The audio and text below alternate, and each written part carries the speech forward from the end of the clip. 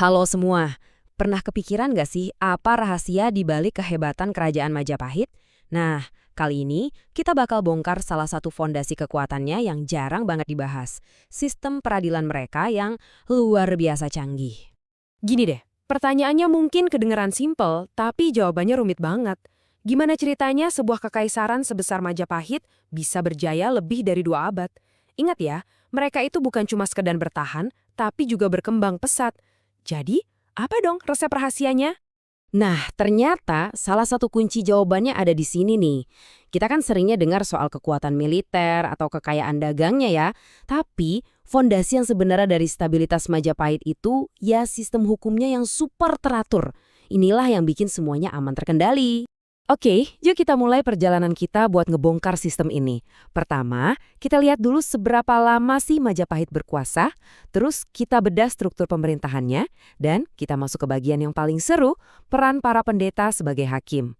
Kita juga bakal lihat hierarkinya, gimana sistem ini berkembang, dan terakhir, siapa sih yang pegang keputusan final? Siap? Oke, kita langsung masuk ke bagian pertama ya, rahasia umur panjang Majapahit. Jadi, seberapa lama sih kekaisaran ini benar-benar berkuasa? Jawabannya, skalanya itu benar-benar mengagumkan. Betul, 234 tahun. Coba deh bayangin, itu lebih dari 2 abad loh. Sebuah kekaisaran sebesar itu bisa bertahan, bahkan sampai puncak kejayaannya. Selama itu, wah, itu jelas bukan karena hoki atau kebetulan semata. Nah, garis waktu ini nunjukin perjalanan panjang Majapahit dari awal berdiri sampai keruntuhannya. Kunci dari stabilitas yang luar biasa ini, menurut para ahli sejarah adalah pemerintahannya yang super teratur. Dan bukti nyata dari aturan hukum mereka itu terekam jelas banget di dokumen sejarah kayak Piagam Trowulan ini. Nah, terus kayak gimana sih struktur pemerintahan yang katanya teratur banget itu? Ternyata semuanya itu ditopang sama 3 pilar utama. Yuk kita bedah satu persatu. Jadi gini, pemerintahan Majapahit itu pada dasarnya dipegang sama 3 golongan utama. Pertama, ada Rakrian. Ini kayak badan eksekutifnya gitu. Kedua, Arya. Ini para administratornya. Nah, dan yang ketiga, ini nih yang jadi fokus kita, yaitu Dang Acarya alias badan yudikatif atau peradilannya.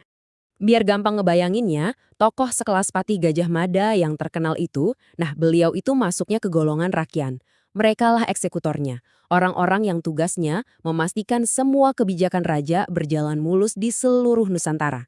Oke, sekarang kita masuk ke bagian yang paling unik dan menurut saya paling menarik dari sistem Majapahit.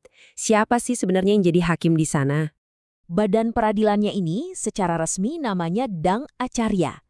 Tugasnya ya jelas banget, nyelesain sengketa dan negakin hukum di seluruh wilayah kerajaan.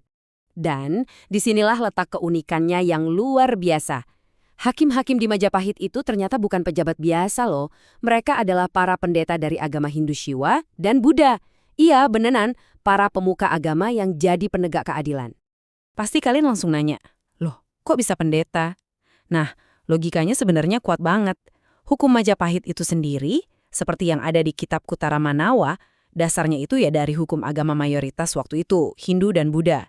Jadi ya, siapa lagi coba yang lebih ngerti buat menafsirkan dan menegakkan hukum itu selain mereka yang paling paham kitab sucinya?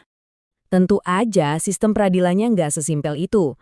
Ada hierarki yang sangat jelas di dalam Dang Acarya ini. Yuk kita lihat strukturnya kayak gimana? Jadi pada dasarnya ada 2 tingkatan utama. Di level atas ada yang namanya Dharma Diaksa. Ini bisa kita anggap kayak hakim tinggi di zaman sekarang lah.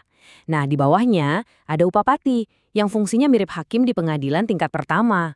Artinya, udah ada jalur banding yang jelas kan? Nah, yang lebih bikin kagum lagi itu soal keseimbangannya. Posisi hakim tinggi atau Dharma Diaksa ini dibagi rata loh. Satu untuk perwakilan Hindu Shiva dan satu untuk Buddha. Ini nunjukin konsep checks and balances yang udah canggih banget buat zaman itu. Dan hebatnya lagi, sistem ini tuh nggak kaku sama sekali. Dia terus berkembang dan beradaptasi seiring makin luasnya kekuasaan Majapahit. Dan kita punya buktinya. Kita bahkan punya nama-namanya loh. Di Piagam Trowulan dari tahun 1356 tercatat ada 7 nama hakim tingkat pertama pada masa itu. Ini jadi bukti kuat banget kalau sistem mereka itu super terorganisir. Dan bukan cuma sekedar teori, ini beneran berjalan, dipegang sama orang-orang nyata. Kalau kita bandingkan piagam Trowulan ini sama piagam yang lebih tua, contohnya Prasasti Brumbung, kita bisa lihat ada pertumbuhan. Jumlah hakim tingkat pertamanya nambah, dari yang tadinya 5 jadi 7. Poin pentingnya apa? Ini nunjukin kalau wilayah kekuasaan hukum Majapahit itu makin luas, makanya mereka butuh lebih banyak hakim buat nangani kasus. Oke, kita udah lihat ada hakim dari kalangan pendeta, ada pengadilan 2 tingkat. Tapi, pertanyaannya, siapa yang ada di puncak piramida hukum ini? Ini pertanyaan yang penting banget.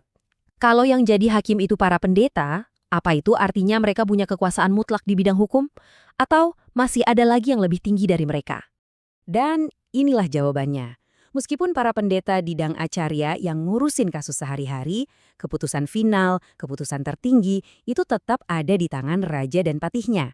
Jadi kekuasaan yudikatifnya tetap di bawah kontrol eksekutif.